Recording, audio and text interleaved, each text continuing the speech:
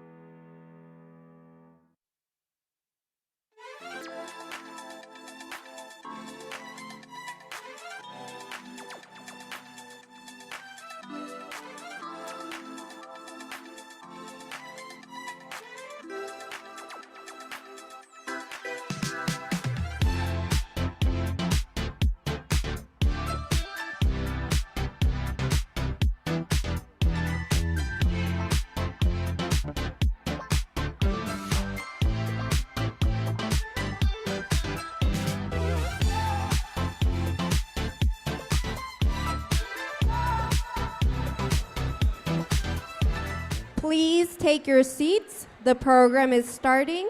Please take your seats. The program is starting.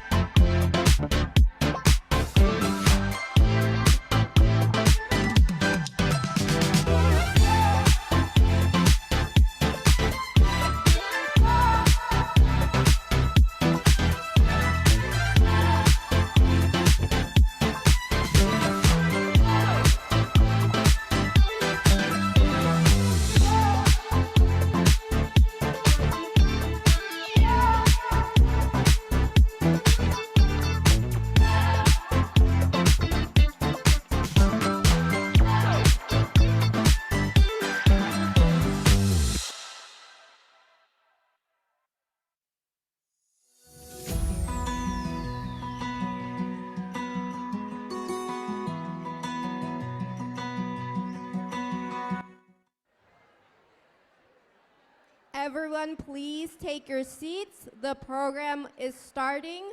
Please take your seats. The program is starting.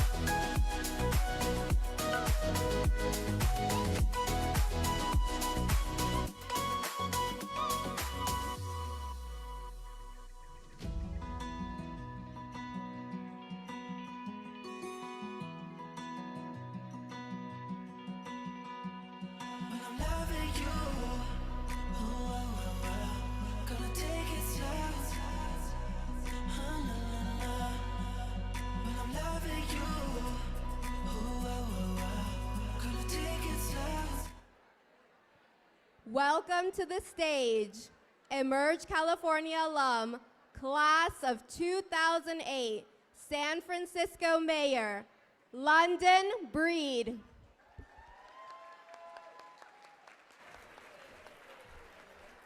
Oh, goodness. Good afternoon, ladies. And welcome to San Francisco. We are so happy to welcome women from all over the United States, from our Congresswomen from Oregon to Vermont and everything in between. Emerge is kicking ass and taking names. Let me just say, as a proud alumna of Emerge, California, I'm so grateful to be here. But I will tell you that I don't know if I would be here had it not been for the support, the encouragement, and the lessons I learned in Emerge. In fact, I used to run a nonprofit organization, and it was easy asking for money for the kids and the community that I supported. But when it came to asking for money for myself, it was a little bit more challenging. And so we would do these mock trials of how you ask for money and building up our courage and talking about the things we care about. And in fact, when I first launched my campaign to run for supervisor here in San Francisco, my first contributions came from my sisterhood of my class in Emerge, $20, $25 contributions to say, I see you, sis, and here's my support. This network is not just about a network, it's about a sisterhood. It's about an opportunity to make sure women are supported and uplifted in the journey that we undertake when we're out there putting ourselves on the line, being courageous leaders and taking that step to run with everything that comes with that. Today, it gives me hope to be here, to see so many extraordinary women from far and wide who are stepping out on faith. In fact, because of not just Emerge California, but Emerge America, we've seen over 5,000 women be actively engaged in this program. And as a result, over 1,500 women serving in office from all over the state, the United States of America. So to all of you women who are here today supporting this organization, and a few good men too, we say thank you. Because it's not just about electing women, it's what we do in office. And in San Francisco, over 50% of the commissioners that I've appointed are women. Over 50% of my department heads and the people who lead San Francisco, including Kimberly Ellis, who used to work for Emerge, are women. And we continue to do everything we can with our programs, our investments to push the envelope and to make sure women are respected, appreciated, and the things we value the most are invested in. That's what it means to be a woman in public service. That's what it means to lead. And that's why we have to do everything we can to make sure that we are electing, uplifting, and supporting women in public office. Thank you, everyone, for being here in San Francisco today.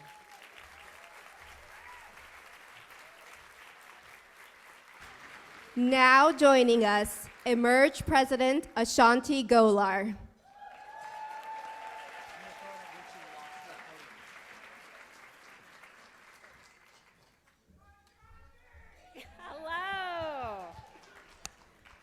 Hello, everyone.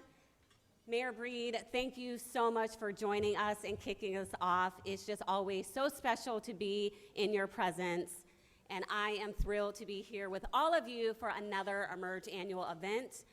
These events are always very exciting for me, but today is extra special because I get to celebrate the eve of my 8-year anniversary at Emerge with all of you.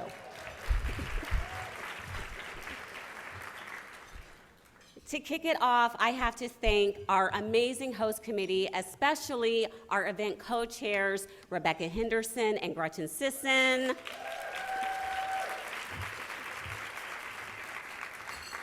We have members of our Emerge National Board in the room. Please raise your hand, especially our board chair, Lisa Farmer.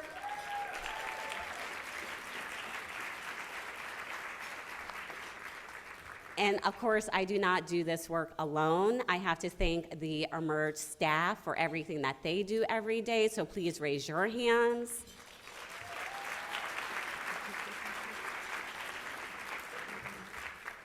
A special welcome to everyone who is watching this via live stream. But I also have to take a moment to recognize a very special guest that we also have in the room, Congresswoman Barbara Lee. If you could please stand.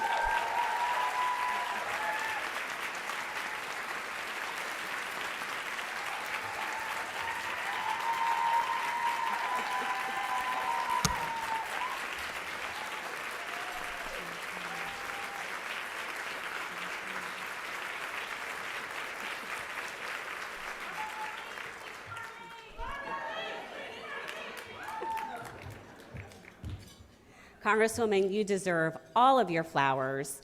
You have been here with Emerge since the beginning. You were the very first speaker for the first graduation of Emerge California. You continued with us along this almost 20-year journey.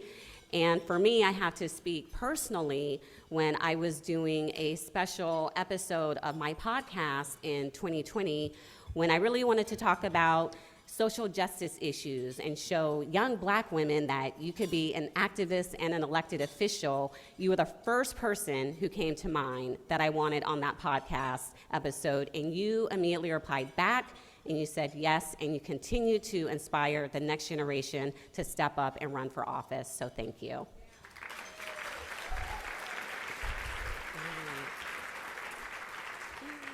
We have a very special program for you all today. You will be hearing from some of our amazing alums. You will see the first ever Cecile Richards Impact Award be presented. And near the end of the event, we have a very special guest who will be dialing in to give us some words. But really, to kick us off, I want to provide a short overview of our work, our accomplishments, and our goals for 2024 and beyond. So let's get into it. This is who we are. This is Emerge, and we have grown. We've gone from expanding into states to expanding our national programs to have programs such as Gavel In, which trains women to run for judicial seats, for our Seated Together program, for Black women elected officials who are seeking higher office. We have gone from having no women as governors to having the governor of Guam and the governor of Arizona, Katie Hobbs, serving in office. We've gone from having no Emerge serving in Congress to having currently 8 members of the Emerge Congressional Caucus.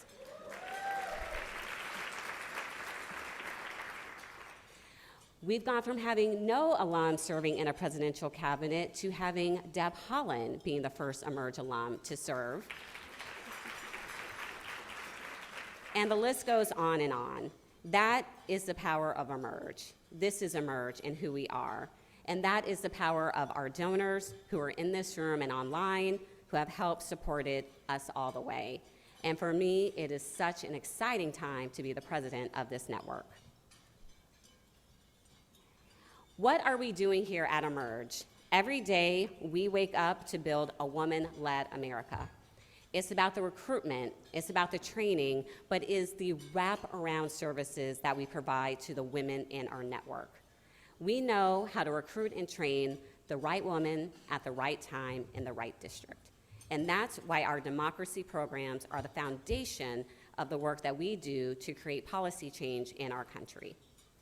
We focus on the new American majority, which is our vision that we created in 2020. When we looked around, we knew that women of the new American majority, Black, brown, and indigenous women, women of color, young women, unmarried women, LGBTQ women, they were fueling our democratic victories, but they still did not see themselves as elected leaders. And we knew that we wanted to change that. Because we know when we have these women in elected office, it makes a difference between having a real inclusive democracy or an inspiring one.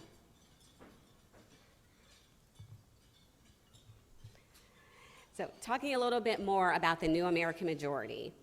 By 2045, NAM will make up the majority of the American population.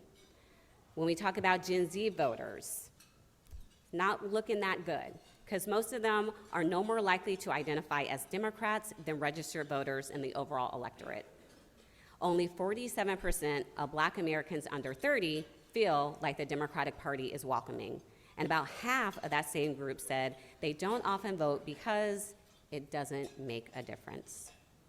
This only changes if Democrats run NAM candidates and focus on NAM voters to make sure that they see we do live our values and we understand their experiences.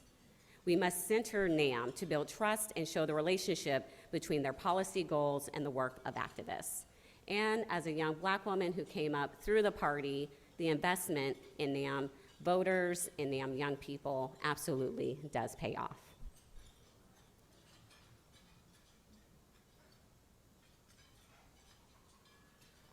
All righty. Me and this clicker always have a fight, I'm sorry. So here are some of our key metrics. You heard the mayor talk a little bit about these. We currently have over 1,200 Emerge alums serving in office across the country at all levels of government. Let me break that down a little bit, yeah.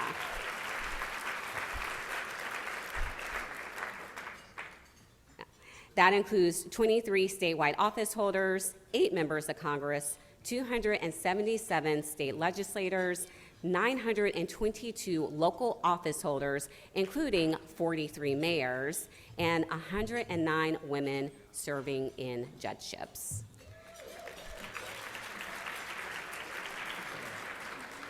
Emerge has the most women serving in office out of any organization. But really, why do we point out these numbers? We all know I love any opportunity to brag about the Emerge network, but the reality is, because until we change the decision makers, the decisions don't change. When we're looking at any type of system change, like criminal justice reform, we have to make sure we have fair, impartial jurists serving on the bench. And that is the world Emerge is building through our Gavel In program.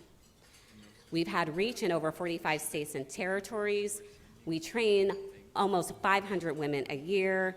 We train 6,000 women to run for office in almost two decades. We do this programming in our states and at the national level, and the impact pays off. When you look at this map, it shows the power of the network. Oh, no, there we go.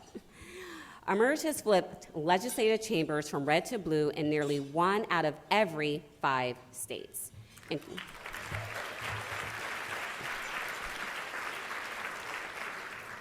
This includes states in the South like Virginia, battleground states like Michigan and Pennsylvania, and my home state of Nevada, where I am a co-founder and founding board member of our Emerge Nevada program. Thank you. We have our executive directors on the ground recruiting, training, and coaching women on the ballot that has helped deliver these victories. When I dive into it more, flipping legislative chambers from red to blue means that Democrats in Pennsylvania were finally able to pass a historic $1 billion investment in K-12 public education. It means that in Nevada, they were able to pass health care. It means that in Virginia, they were able to block a Republican governor from his attacks on reproductive freedoms. We are also able to get this work done because we have Emerge women in leadership. This includes the first woman speaker of the Pennsylvania State House, Joanna McClinton, Nevada Senate Majority Leader Nicole Cannizzaro, and Michigan Senate Majority Whip Mallory McMorrow. Let's dive into 2023 because it was a great year for us at Emerge, but we always have a great year at Emerge. We had 325 women on the ballot. Our alums had a 74% win rate.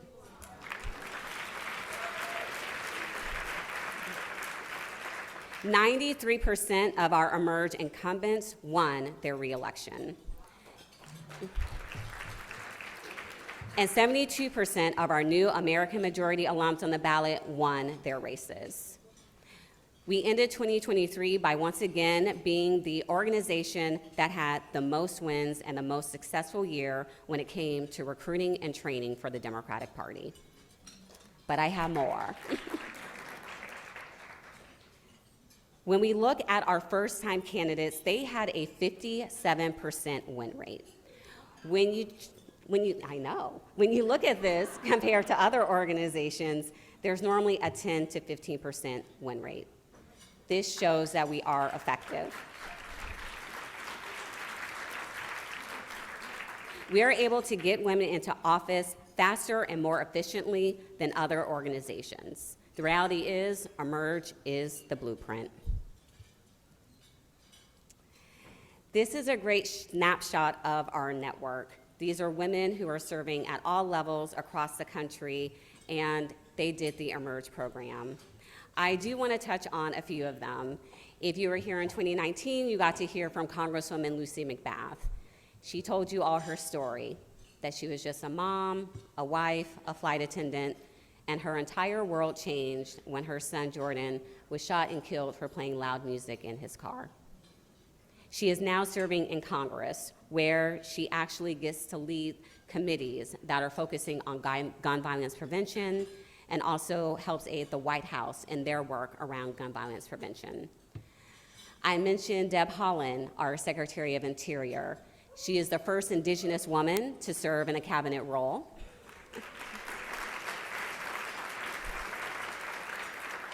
And as I'm traveling across the country, I actually get to hear firsthand the impact that she has. A few weeks ago, I was recently at a conference, and there was a very important panel on missing and murdered Indigenous women and people.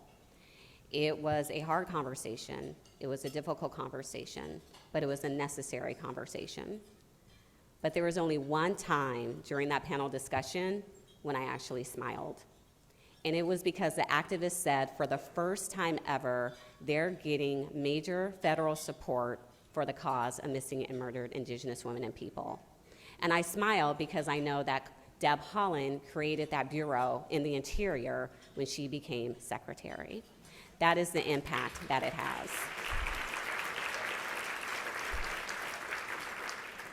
And you also see up here Congresswoman Becca Balint. Vermont was the last state to send a woman to Congress, and it was an Emerge woman. And we love that, and you'll be hearing from the Congresswoman here shortly. And you'll also be hearing from Congresswoman Emilia Sykes shortly, who is one of the co-founders of our Seated Together program. As you can see from this slide, it has been extremely successful.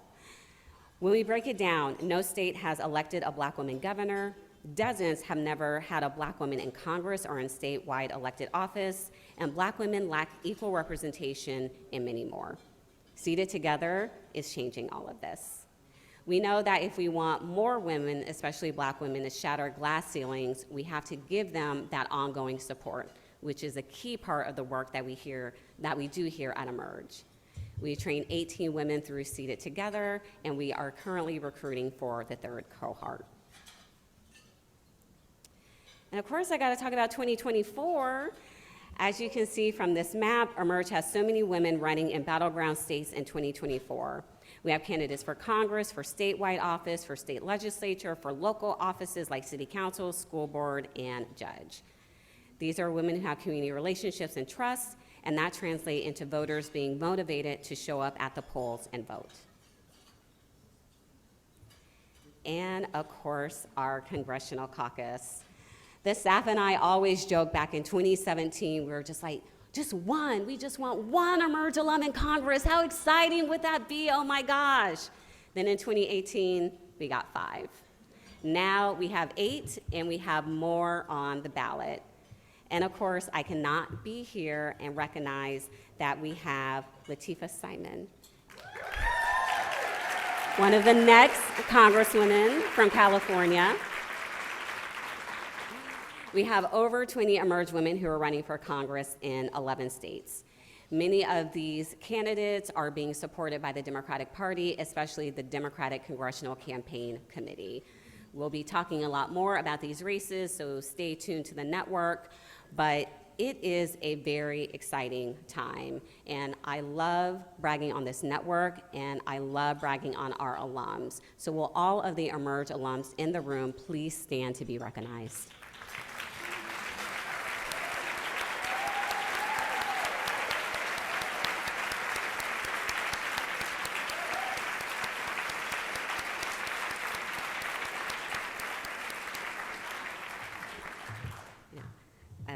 I was chatting with someone and she said, I'm so excited to be here because Emerge makes me so hopeful. And that always means the world to me, because when I think of all the women who stand up, when I think of all of the alums in this network, I feel hopeful as well. We have come so far thanks to all of our supporters, our donors, our stakeholders, our staff members, and I just continue to be excited about what Emerge and our alums can accomplish across the country and in every state. And it's going to be a big year for us in 2025 when we get to celebrate 20 years of a national organization. We're going to continue on with our program, and it is such a pleasure for me to introduce the woman who is coming up. She is a co-chair of this event. She is one of my fabulous board members. She has a book out that you need to purchase. It is amazing. I've just absolutely loved seeing her on this book tour and everyone getting to see what we know, that she is a fabulous person, a great human, and the Democratic Party is so lucky to have her. Please welcome to the stage, Gretchen Sisson.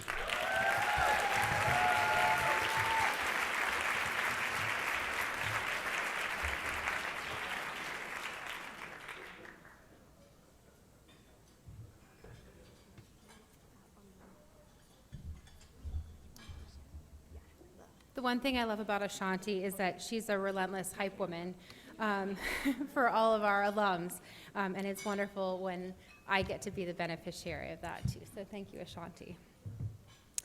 Hello, everyone. I'm Gretchen Sisson, and I'm a member of Emerge's board and co-chair of this afternoon's luncheon. And I'm here right now to present the first ever Cecile Richards Impact Award. And I'm going to do this without crying. This award is both to honor an Emerge alum who has chosen to lead on reproductive freedom and access to abortion, and to recognize Cecile's life's work and legacy. Today, it is my honor to give this first award to Emerge Tennessee trainee, Allie Phillips.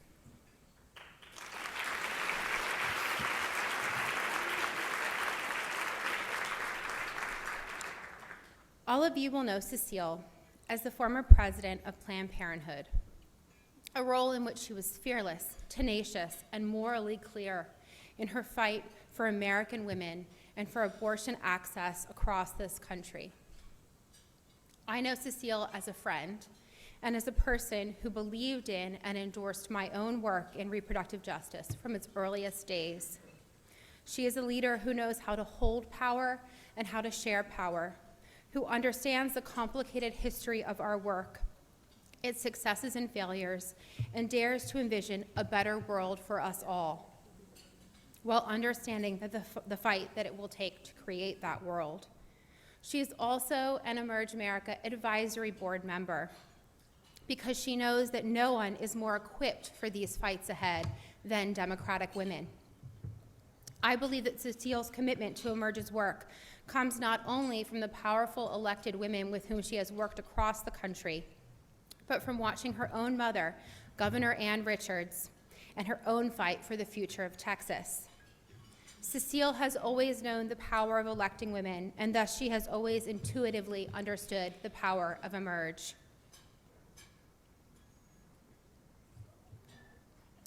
Cecile cannot be with us today, as many of you know, because after a lifetime of advocating for us all, she is engaged in her own battle with cancer right now. But in the words of Cecile's mother, I have been tested by fire, and the fire lost.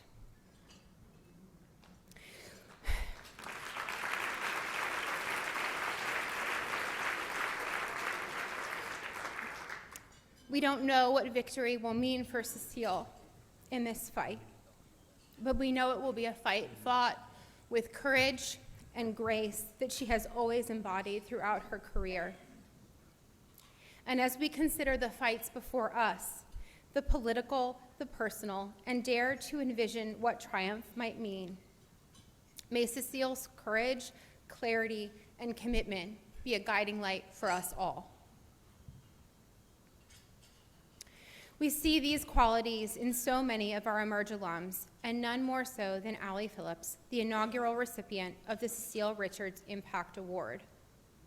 After being denied an abortion in her home state of Tennessee, Allie had the courage to share her story and join a multi-state lawsuit to change those laws. She had the clarity to bring her message from a place of compassion and connection to those who needed to hear her.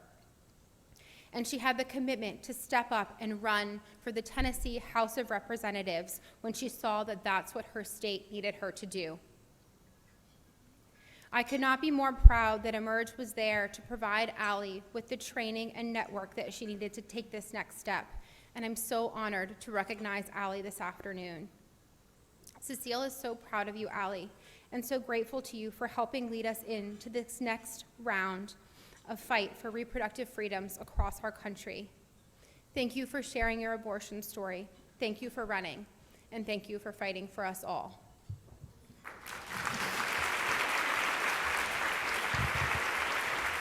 Hi, everyone. Thank you for being here to support Emerge, led by the mighty Ashanti Gholar. After the Supreme Court overturned Roe versus Wade, some people wondered whether women in America could possibly sustain that level of righteous fury. And nearly 2 years later, it's clear we can and we will.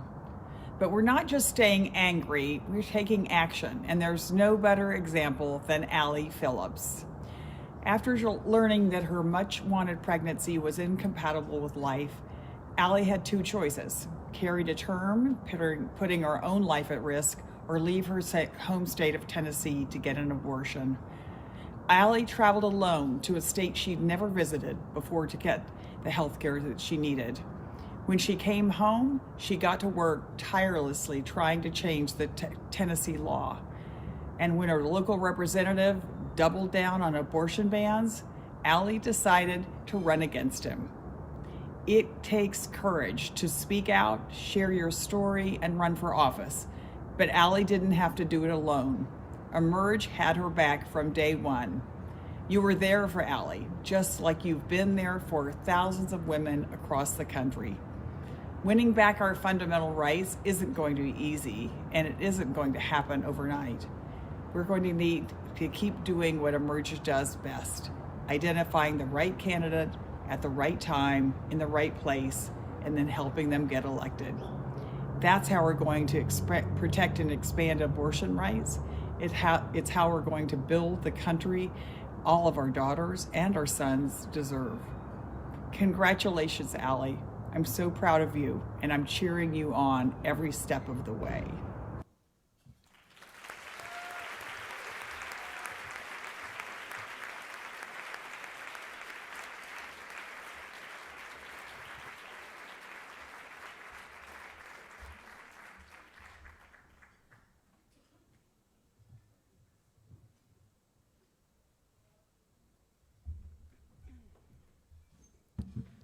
Well, that was uplifting.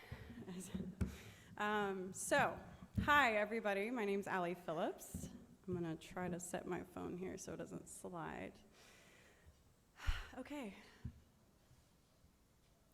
I wish I could see your faces, but this light is really bright. Okay, so thank you, Gretchen, Emerge, Cecile Richards, and all of you. It's crazy to be standing up here today and accepting an award, and I'll tell you why. This was not the life that I chose for myself. It was the life that was handed to me. I always dreamt of becoming a mom, and that dream started to become true at the age of 22. I had my first daughter. It wasn't easy. I was a single mom for the first 3 years of her life. I worked 3 jobs while obtaining my bachelor's degree by myself, but I did what I had to do because that's what you do as a mom.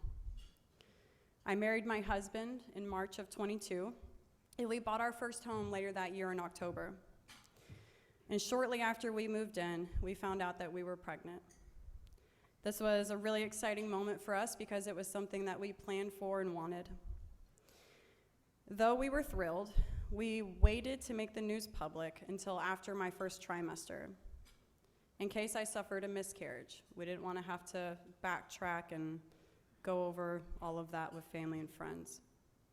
At 15 weeks pregnant, I was able to find out that I was having another little girl, and we named her Miley Rose. Everything was going great until my 19-week anatomy scan, and that's when we were told that there were fetal anomalies, and my doctor referred us to a maternal fetal medicine specialist. February 24th last year, I arrived to that high-risk appointment to be giving the most devastating news any expecting parent could ever receive.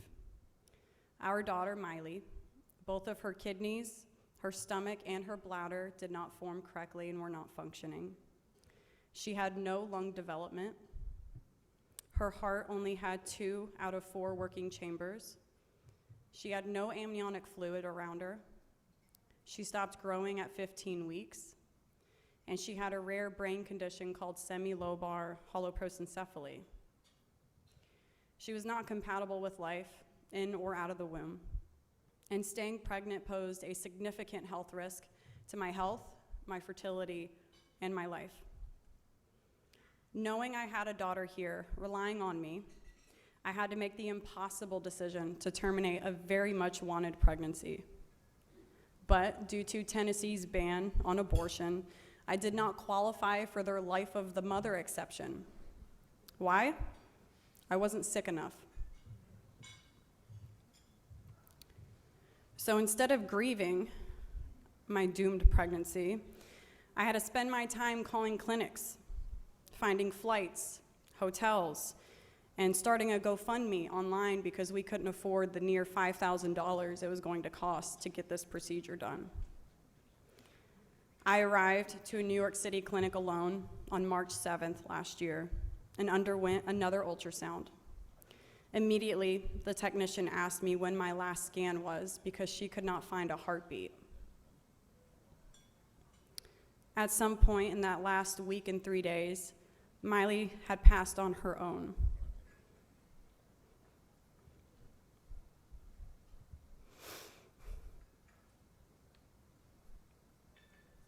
I'm sorry. I was now at risk of infections. Blood clots are going septic. So I went into surgery within that hour alone. And I sat in recovery alone in a city I'd never been to, far away from my family and my doctors.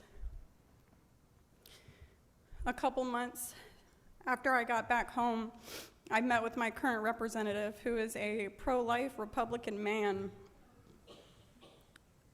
You guys may have heard of them.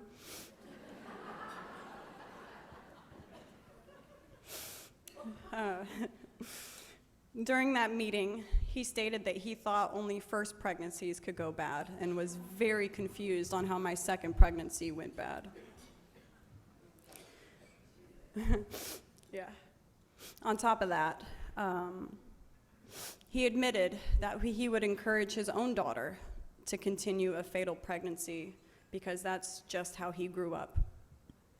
And it was in that moment that it solidified for me, if they don't care about their own children, they sure as hell don't care about the rest of us. Thank you.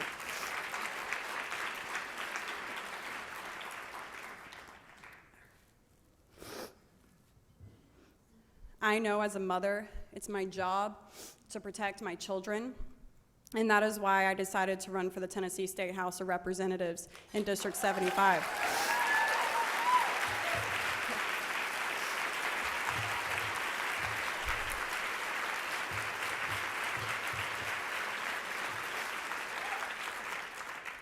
So I struggle with this thing called imposter syndrome because of what I went through. It's not rare, like they try to say it is.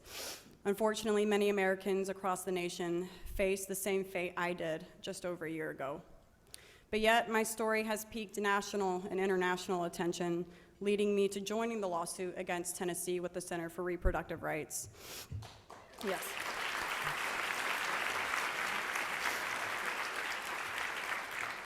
I testified in front of the United States Senate about a month ago and was invited to the White House just a couple weeks ago to attend the White House Women's History Month reception.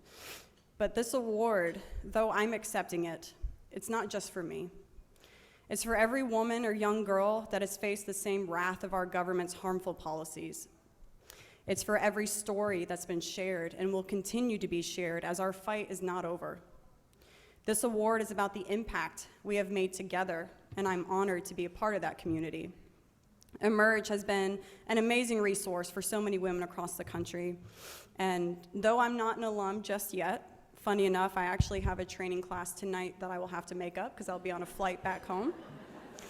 But my class has been ran by an incredible woman by the name of Frida Player. She has shown me what a safe space can truly look like, and how to run a strong campaign while also building long-lasting friendships and relationships. But as I leave here today and bring the Impact Award home to Tennessee, I will remember all of the faces that I wish I could see from up here. I will remember you all. Because you too are making an impact. With every post, every door knock, every phone call, and every smile, we are all making an impact. If I could, I would trade all of this to have Miley here. But I know her purpose was to spark change, and change will be made. I would like to share this quote I found from Cecile herself that says, "The good news is when we are in full-on sisterhood, women are the most powerful political force in America." End quote. But I want to close with this. No longer will women be looked at like we're not good enough, like we're not smart enough, or like we need permission to speak in a room where decisions are made.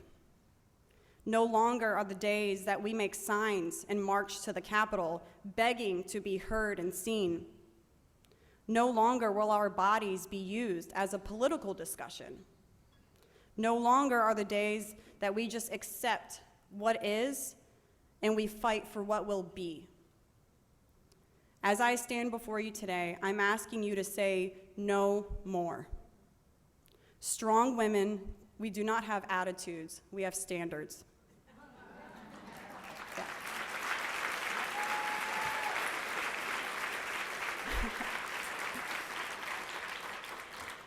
And with that, I want to say thank you again to Emerge, Gretchen, Cecile, and all of you. As if you take anything from what I'm saying today, is that you can turn pain into purpose anywhere in the world. Tennessee is a dark red state, but I'm running as a light blue light. Yeah.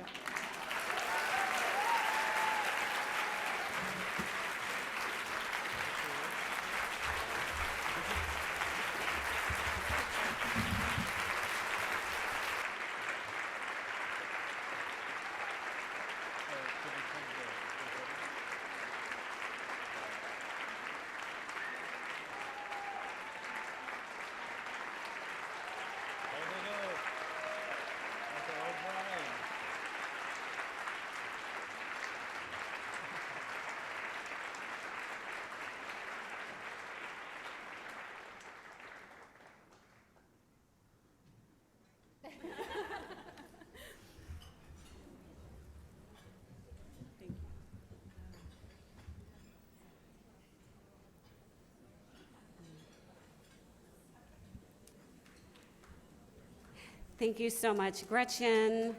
Those were some inspiring words from Cecile, and how about another round of applause for Allie?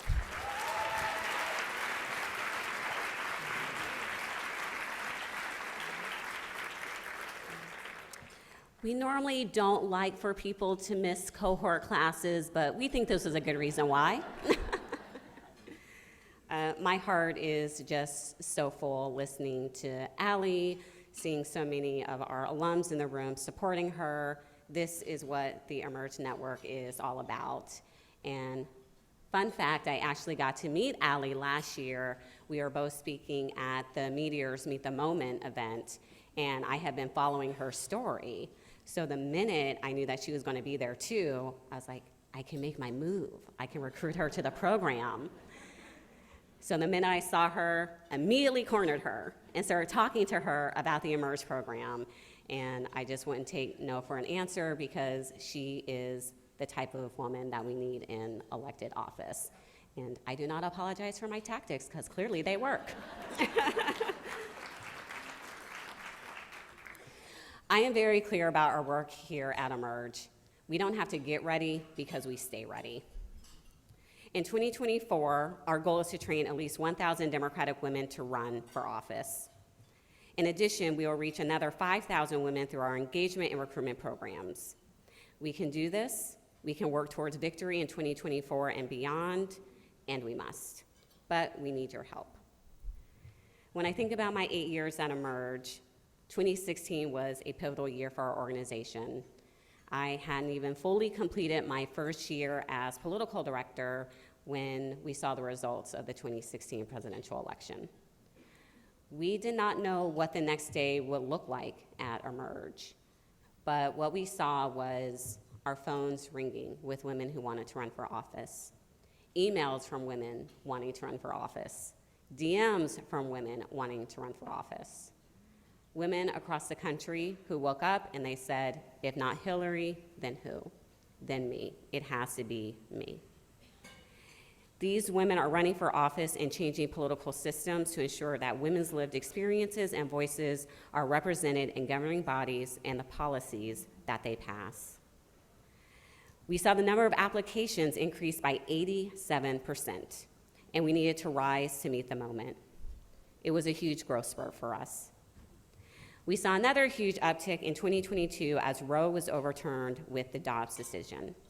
Traffic to our website jumped to 28,000 users across the country in that month alone.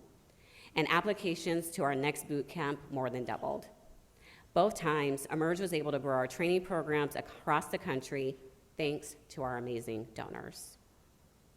And today, in 2024, we all know that the fight for the soul of our country continues. With the ongoing attacks on birth control and IVF, women's resilience in running for office is only growing stronger. This year, we know how crucial it is to fight to win every race up and down the ballot and to re-electing President Biden and Vice President Harris.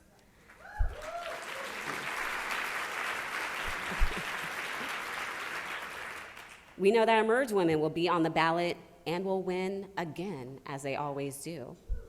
And we know what to expect this time. A huge increase in women coming to Emerge, and we need your help to answer that call again. There are very few organizations that give you a higher return on investment. I am very excited to share that 2 generous donors have offered to match every dollar raised in this room and online today up to $100,000.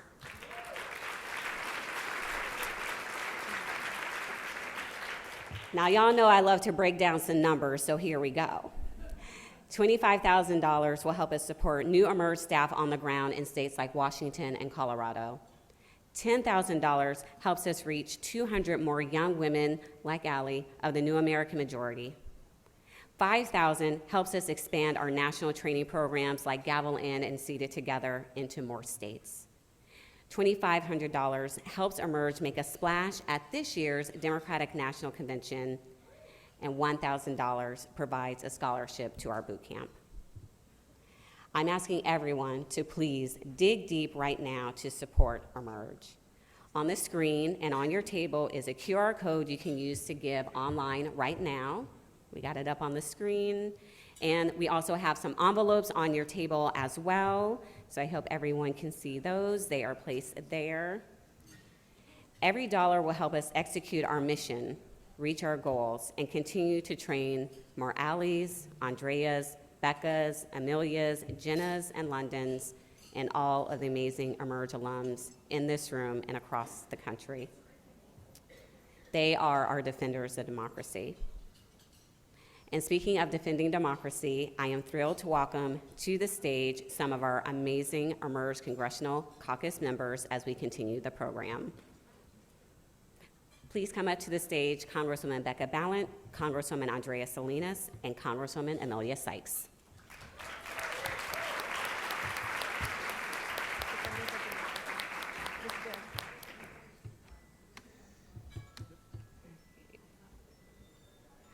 I am so excited to introduce these three great women who I just have so much respect and admiration for. I think we all know that while they represent their district, they really represent all of us and speak for us and fight for us. I mentioned earlier that Vermont was the last state to send a woman to Congress, and it is Becca Balint. Congresswoman Balint is no stranger when it comes to smashing glass ceilings. She was the first woman and LGBTQ person to serve as President Pro Tem of the Vermont State Senate, where she led the passage of the first gun safety laws in Vermont's history. At the state level, she was a fierce fighter for LGBTQ rights, and that fight has continued in Congress.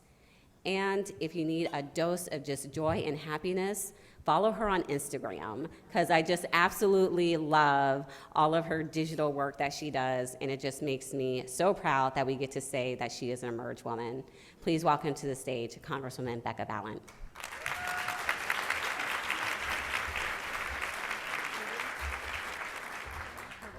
Hello, hello. So it is an honor to be up here with my colleagues, Andrea Salinas, Emilia Sykes, and of course, Barbara Lee is in the audience today. I never thought that I would be standing before you as a member of Congress, and I think that's true for many Emerge women. And so I can't overstate how important it is that you invest in this organization, because it makes it possible for those of us who never dreamed that we could do it to step fully into our power and represent so sincerely our constituents back home. So I want to start with that. Thank you so much for your support of this organization. So I thought I'd just tell you a little bit about my journey to Congress. I was a middle school teacher for a long time, which is perfect preparation for Congress. I just didn't realize just how much it was. I taught middle school for a long time and gravitated towards that work because those were some of the most unhappy years of my life. Honestly, I mean, in middle school, it's kill or be killed, we know this.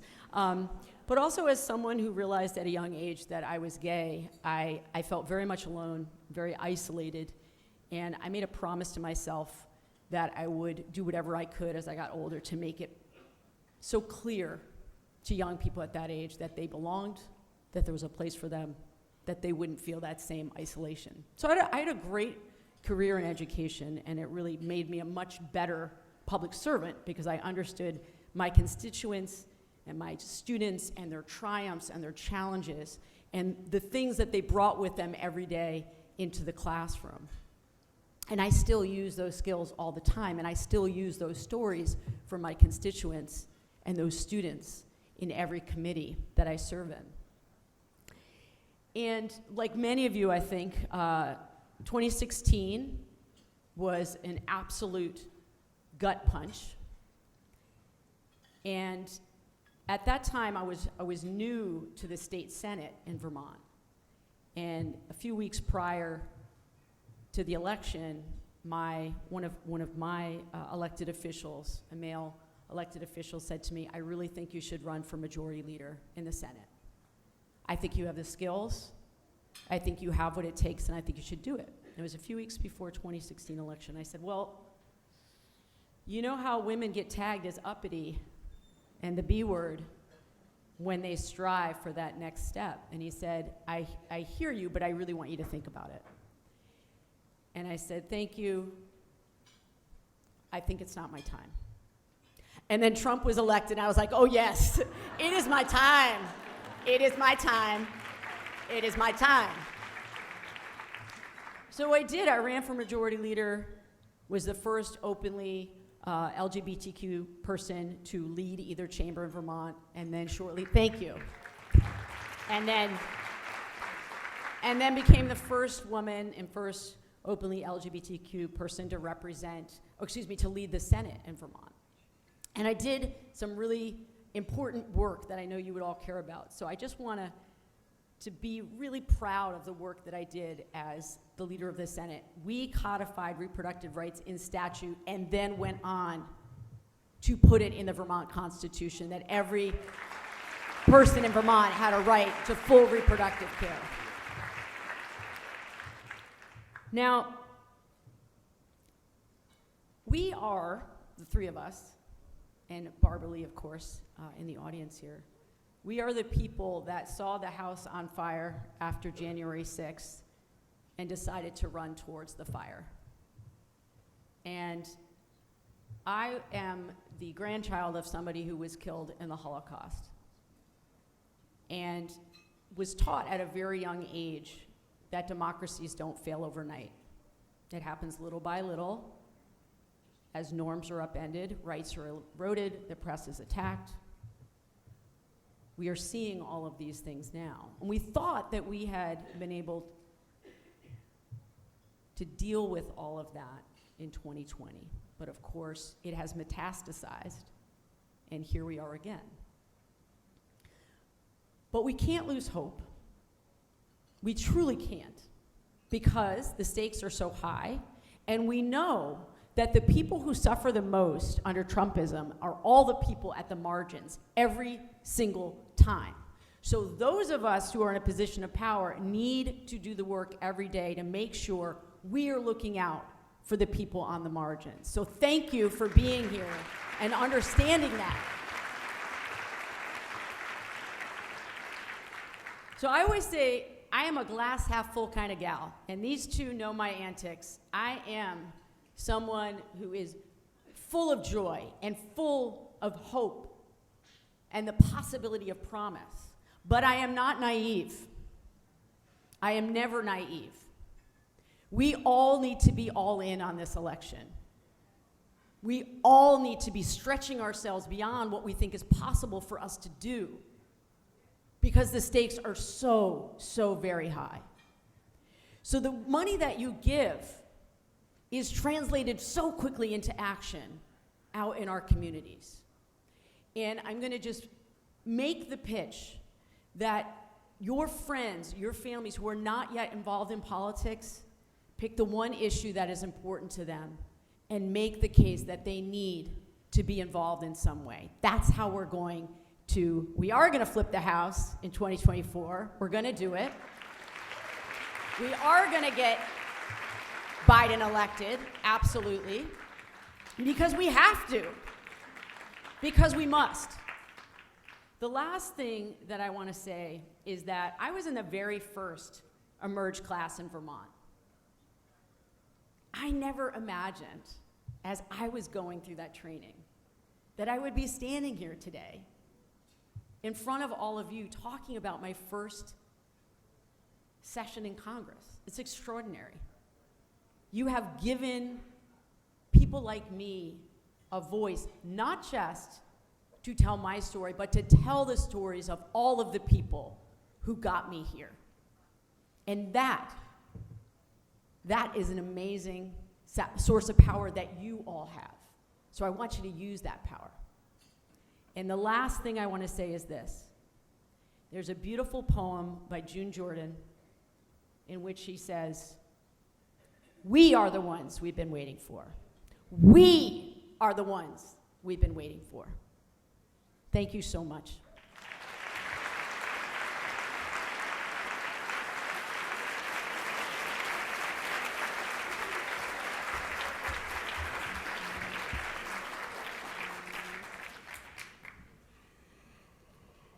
We have so many great, wise Latinas in the Emerge Network, and it is my pleasure to introduce one of them, Emerge Oregon trailblazer, Congresswoman Andrea Salinas.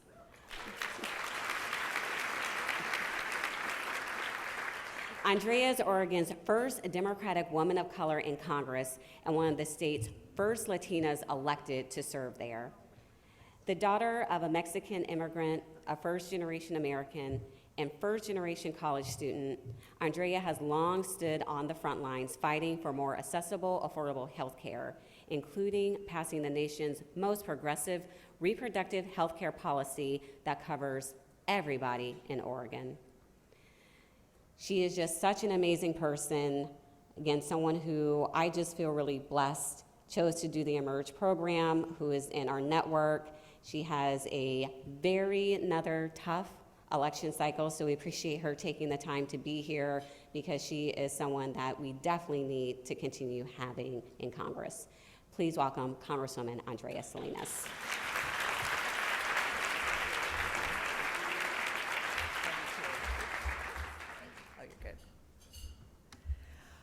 Well, thank you, Ashanti, and to the Emerge board, and to all of you, and good afternoon to my fellow sister persisters, defenders of democracy, and majority makers. That is what this room represents. You are, as Becca Balint said, more powerful than I think you even recognize.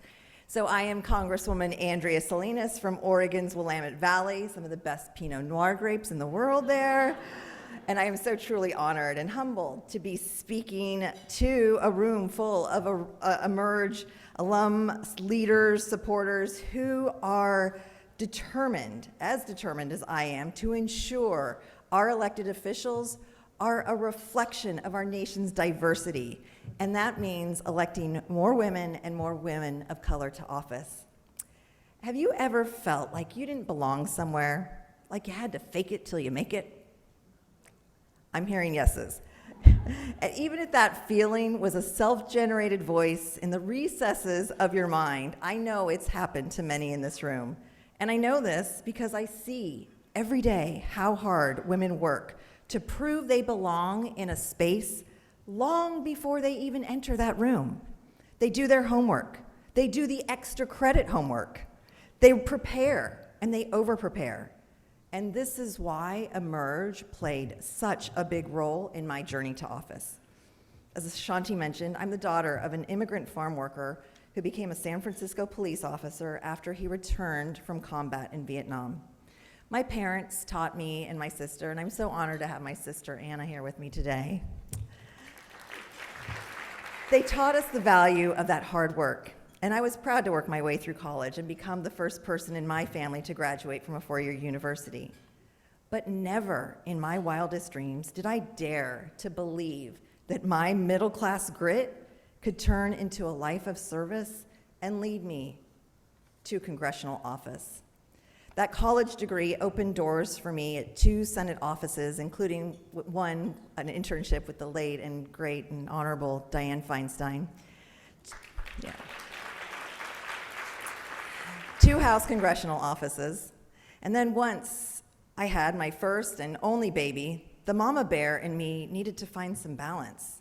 I went from staffer to advocate, where I advocated for pro-choice organizations, labor unions, and the environment. As my daughter grew, I felt compelled to continue the work behind the scenes to make the world a better place for her. So to fight climate change, protect her reproductive freedoms, and ensure the workplace provided opportunities for her and her future. It was during this time in 2012 I decided to apply for Emerge Oregon. I had worked for 4 members of Congress, lobbied Capitol Hill, and had my own successful advocacy business in Oregon.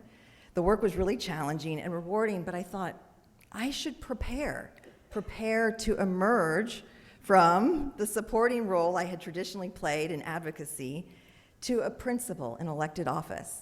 And I knew the time wasn't right then in 2012, but I knew it could be someday. And I was really the whole time thinking I needed to do this for my daughter and her generation. Then, as many I think have said today, November 9th, 2016 came, the day after the 2016 presidential election. Riots broke out in Portland. Bigotry and anti-Semitism took over our local schools, and as hate reared its ugly head, I sobbed in my family room watching Hillary Clinton give her concession speech. Then that afternoon, I met my daughter and her female friends as they returned from outdoor school overnight camp. My 6th grade daughter was in complete disbelief and despair that her high hopes of witnessing the first female president get elected were shattered by a misogynist moron while she was sequestered at overnight camp.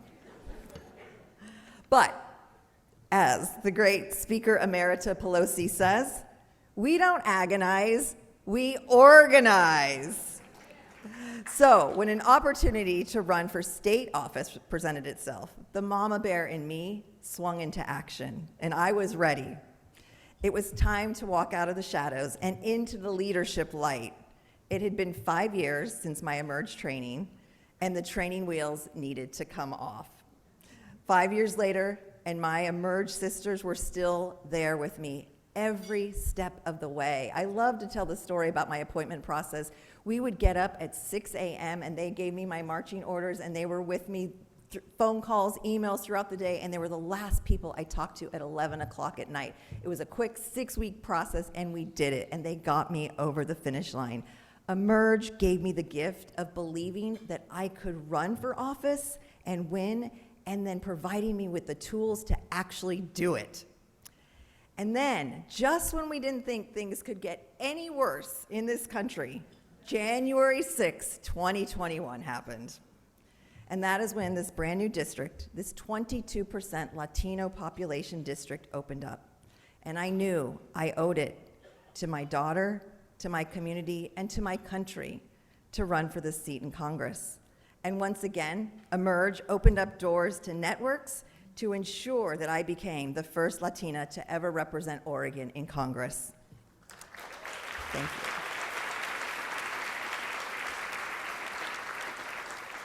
And none of you would be here today if you thought the fight was over. The fight is far from over, and I don't have to tell anyone in this room how important this next election is to our democracy, for our reproductive freedoms, and for our children's futures. Now let's go show the nation how serious we are about taking back our country, that we are serious about defending our democracy, and that when women take charge, the nation wins. On to victory in November. Thank you.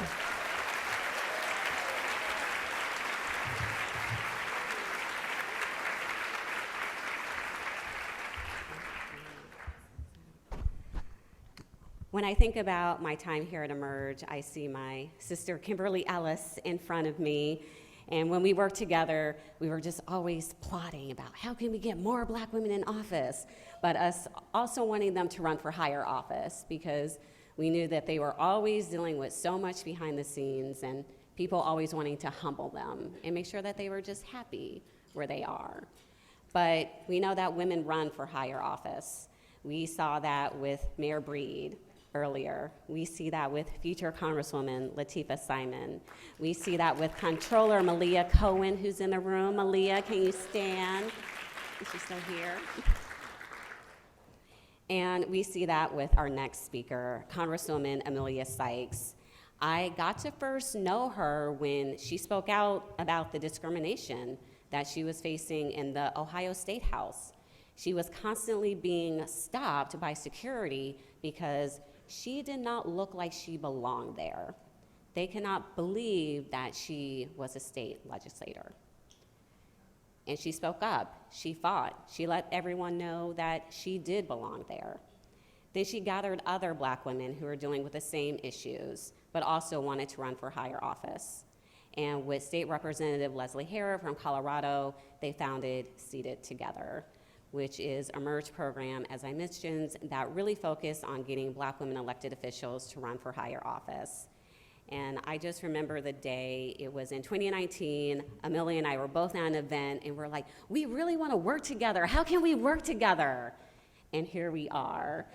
And she is just such a special person, a true fighter, and I'm always just filled with glee and joy that she is now a part of the Emerge Network. And she is such a fighter in Congress. I know she's going to talk about her race in Ohio. But when we think about what happened with reproductive freedom in Ohio, she was on the front lines, making sure that she was a part of the fight. Please welcome to the stage Congresswoman Emilia Sykes.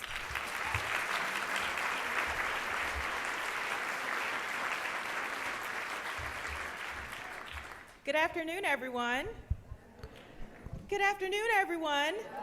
This is a celebration. Let's get excited. Okay, thank you, Ashanti. Thank you to the board of Emerge for having all of us here to convene, to celebrate, and enjoy one another here in San Francisco. My name is Emilia Sykes, and I am honored to serve my hometown of Akron, Ohio as a member of Congress in the newly drawn 13th Congressional District. And it is worthy of applause, thank you.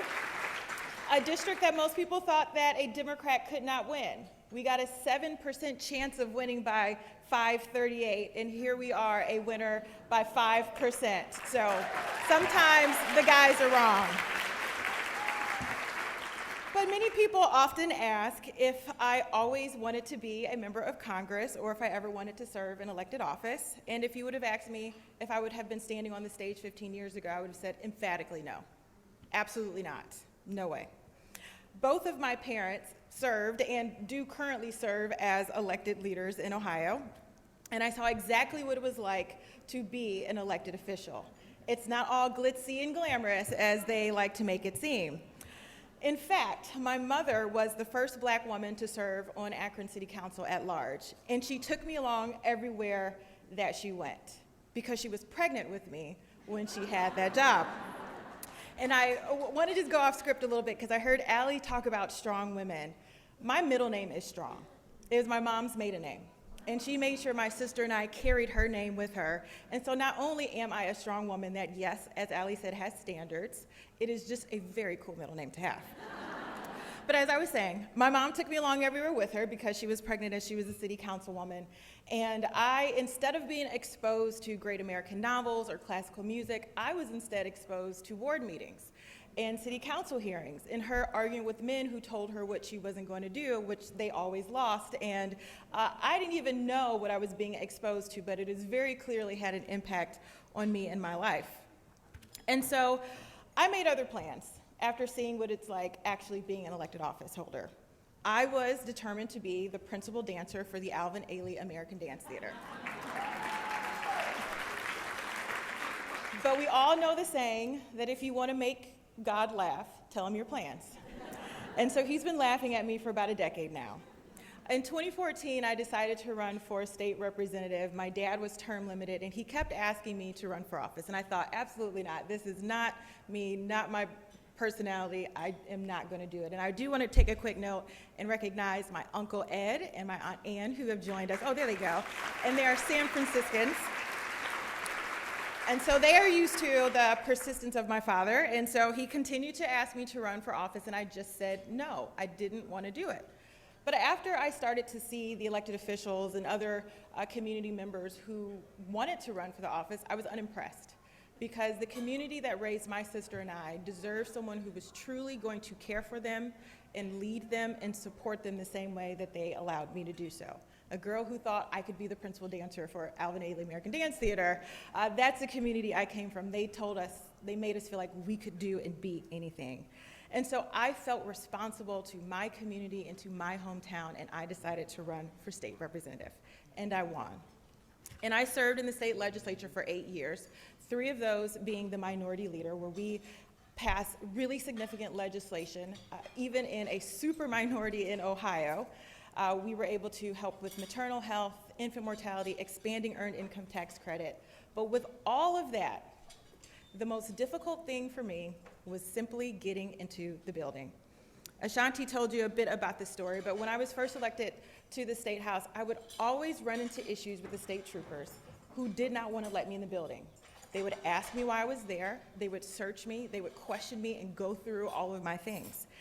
And at first, I just brushed it off as new security, and I was a new member, and they're trying to figure it out. But it became very clear that that was very, very special treatment reserved just for me.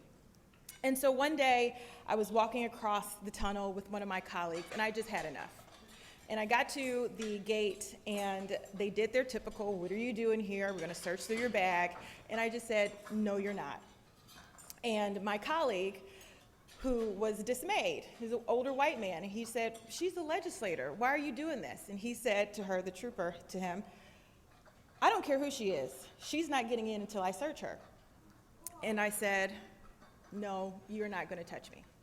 So we went back and forth a bit, and he relented, he let me in, and then I looked at him and I asked him, you know, I go through this almost every time I walk to the State House. This is the people's house. Why is this my experience? And he looked me straight in my face and said, "You don't look like a legislator." And so I was stunned and I was shocked, because not only was it embarrassing, it was absurd, because tens of thousands of people in my community elected me to be there. And in that very moment, in all those moments, they told me that I did not belong there. But the thing about it was, he was right. I didn't look like a legislator. In the Ohio State House, there are pictures of Senate presidents, members of the House, members of the Senate, governors, and there had never been a woman under the age, a black woman under the age of 30 anywhere. So he was right. I did not look like a legislator. But here's the thing, I do look like a legislator. And not only do I look like a legislator, I look like a mayor, I look like a congresswoman, I look like a United States senator, I look like a Supreme Court Justice of the United States, and I look like the Vice President of the United States of America, and one day I will look like the President of these United States of America. And so I wish I could stand here and say that my time in Congress has been different, but it has not. I am in a United States Capitol with portraits of men, and really only men, and white men at that. And I'm regularly asked for my staff ID, or that I can't come onto the floor. But I know that I have support in my Emerge sisters like Andrea and Becca, which allow me to get through every single day with a gigantic smile, and of course, some signature pink lipstick. But it's also the reason how and why we started the Seated Together cohort, because there are so many black women like myself who have the same story. And after my tales of the State House, I talked to them, and even just simply trying to serve and be in a place where decisions are being made, these women, like myself, are being challenged simply for wanting to serve their communities. And so the Seated Together cohort brings together black women across the country to cry, to laugh, and to support one another, including my good friend and the first woman to serve as the Speaker of the House in Pennsylvania, Joanna McClinton. And so I want to leave you all with a little bit of encouragement, because we've talked about this next election cycle and what it's going to be like. And we all know, and we are all maybe ready for it. I don't know if I'm ready for it, but I guess I have to get ready. But I want to share with you that in 1851, there was a very important speech made in my hometown by Sojourner Truth, and it was called Ain't I a Woman? Just a couple of blocks away from where I live, she gave this inspiring speech at a women's convention that she was not wanted, where she was not wanted. She was not asked to speak, and they did not want her there, but she felt compelled because she had to, because women and black women were not being represented in the conversation about democracy and elections. And she left the crowd with some parting words, and I'm going to leave them here with you today. And she said, if the first woman that God ever made was strong enough to turn this world upside down, then all of these women together ought to be able to get it right side up again. And so that's exactly what she's going to do. And I feel like somebody else is coming, and I need to wrap this up. So that's the best clap it off music. But ladies, we're going to turn this world right side up again. Thank you, Emerge. We appreciate you. And good luck, congratulations, and we're going to win everything this November.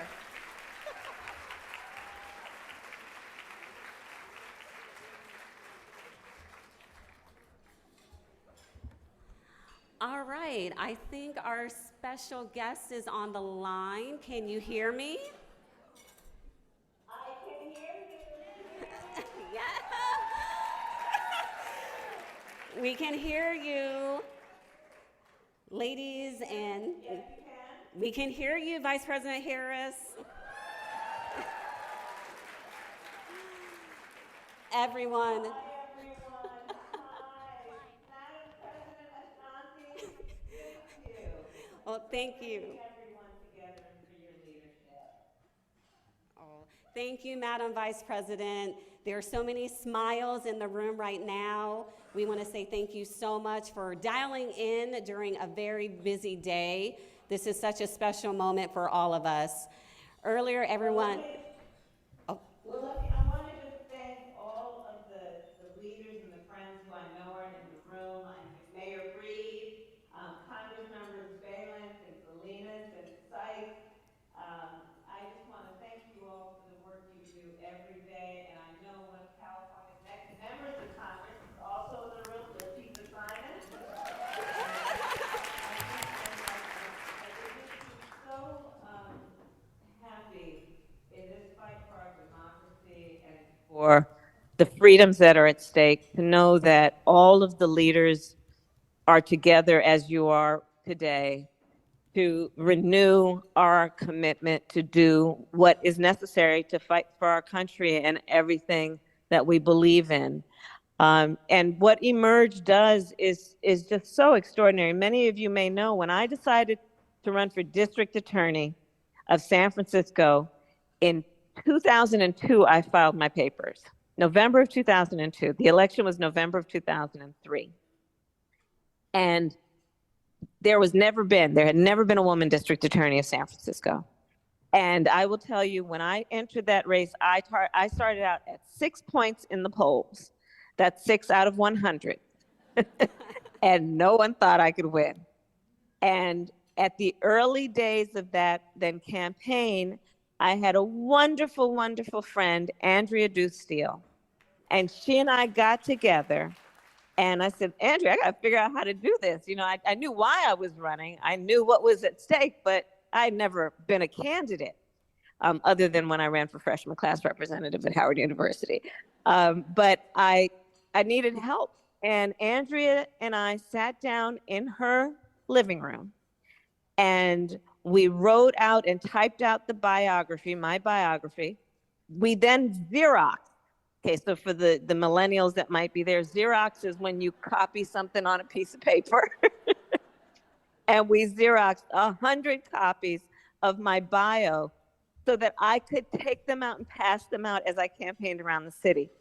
And the way I would campaign is I campaigned with my ironing board and duct tape and my flyers. And so you're all looking at each other. What is that about? I would put my ironing board in my car and a roll of duct tape and my flyers.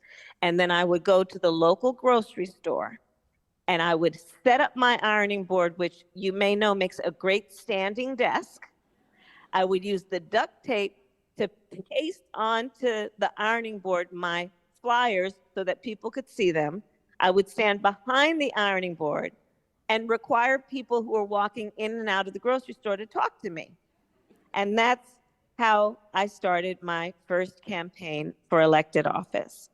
And so many women in elected office have a similar story. For when they first ran and when they were first running, being told like I was, well, it's not your time. Maybe you should wait. There's nobody who has done this like you before. They may not be ready for you.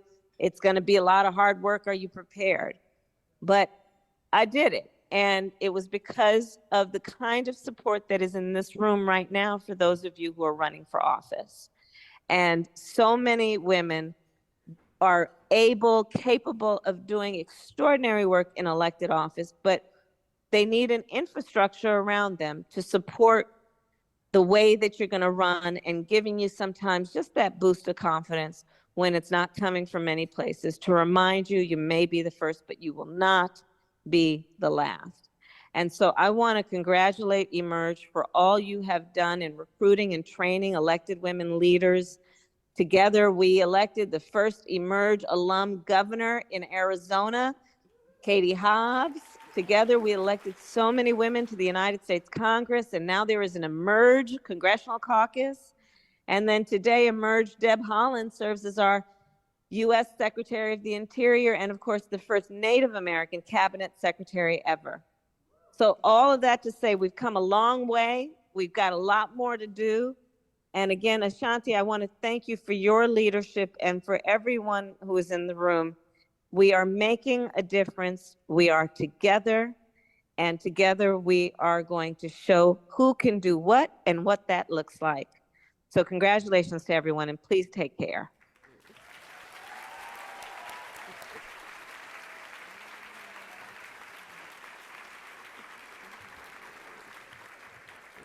Thank you so much, Madam Vice President. We appreciate you.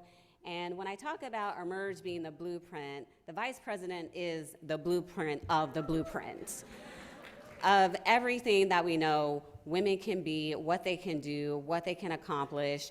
And we are just so lucky that she has been with us since day one. She was the inspiration for Emerge being founded. She is really the co-founder of our movement and everything that we do. So we really appreciate the Vice President. And I will now call up our final speaker, an amazing woman who I just love. I gush over her all the time. I'm sure she's sick of me always gushing over her. But you get to see her on cable news all the time, just giving Republicans hell. And I love it. Please welcome the Colorado Secretary of State, Jena Griswold.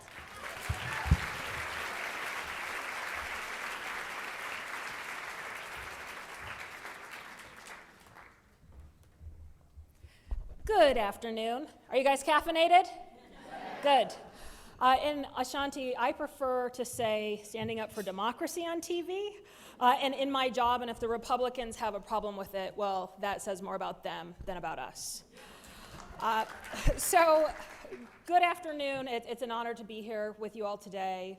Of course, an honor to close this conversation after the Vice President of the United States, who is fabulous. But I think this is such an important gathering, because when I ran for office 6 years ago, it seemed like an impossible task. A Democrat hadn't won the seat that I was running for in 60 years. I was 32 years old. I had never ran for office before. And on top of that, folks like me don't tend to run and they don't tend to win. I grew up in rural Colorado in a cabin with an outhouse outside on food stamps. There were so many reasons to say I shouldn't even try. But there were so many Emerge sisters say, you have to do this. So I ran for that seat. I flipped it for the first time since Eisenhower was president.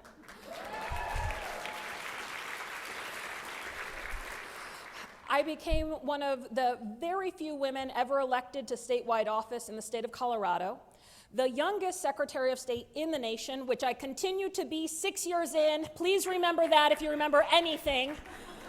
Do not look at my grays. But also the first Emerge statewide office holder in the state of Colorado. And as Secretary of State, I've led efforts to increase our election access and security.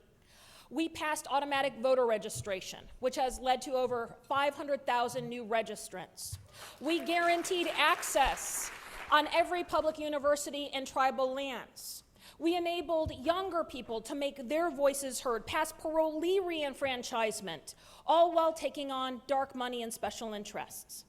That first year, I led the largest democracy reform package in the nation. Then 2020 hit.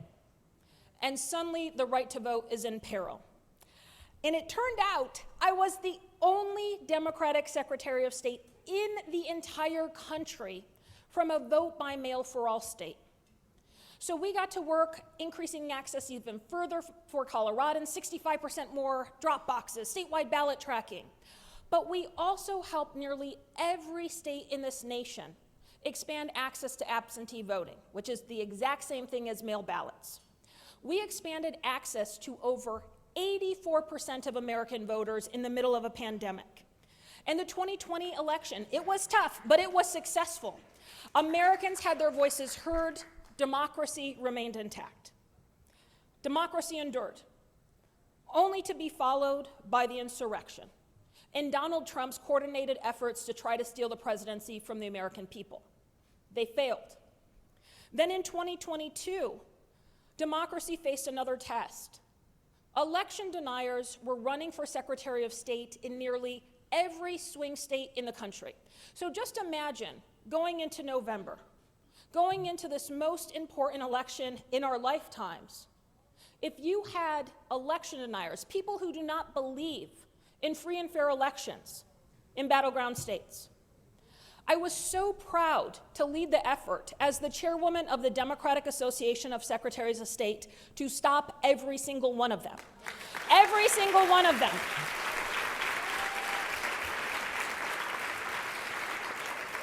We stopped election deniers from becoming chief election officers, from becoming secretaries of state in Michigan, Minnesota, Wisconsin, New Mexico, Nevada, and Arizona.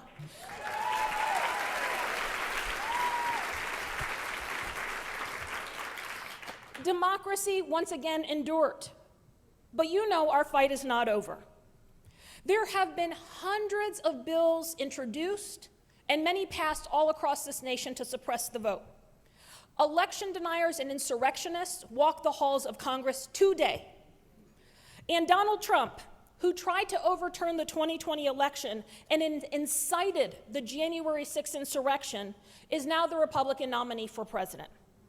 All of our fundamental freedoms remain at risk. It was so moving to hear from Allie, because we know in this country right now, women have been made into second-class citizens. Extremist elected officials, many of whom don't even know where the uterus physically is on a woman, are banning abortion access, putting women's life at risk, and even trying to throw women and doctors in jail. We cannot allow this extremism to take us back decades. We cannot.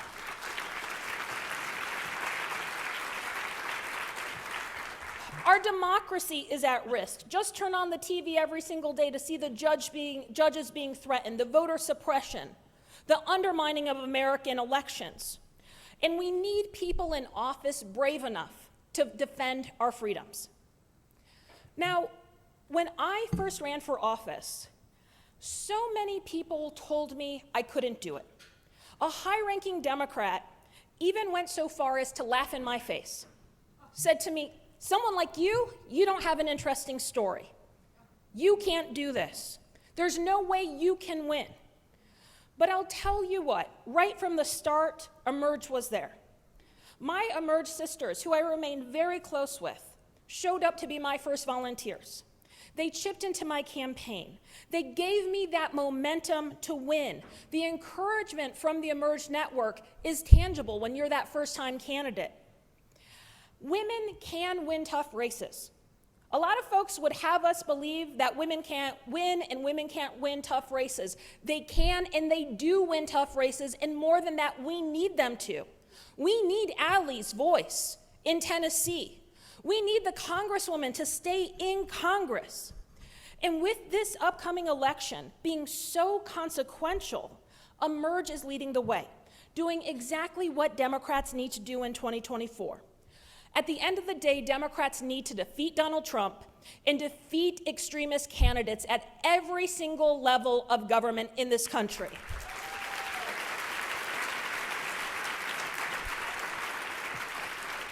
That is the only way we protect our freedoms. That is the only way we can make sure that we're equal citizens in this country.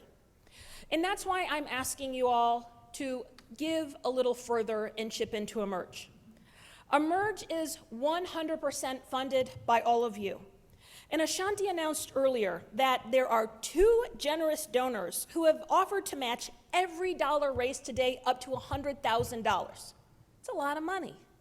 It's a lot of money. We're almost there, but we are not quite there. There are donation envelopes on your table. Is anyone willing to give a little bit more? Don't be too enthusiastic about it. Okay, if you are, please raise up your envelopes, and we'll have Emerge staff and volunteers come by. There are not enough envelopes up, so please raise them up. Remember, no amount is too small, no amount is too big. And all of your amounts will be doubled. And there's also QR codes if folks want to donate online, or if there's folks zooming in, there's nice and handy links. So thank you guys. One last call for donations. Anybody else? Okay. There are so many donations that they can't be collected fast enough. Well, thank you guys. Thank you for supporting Emerge. Thank you for supporting me, and have a great afternoon.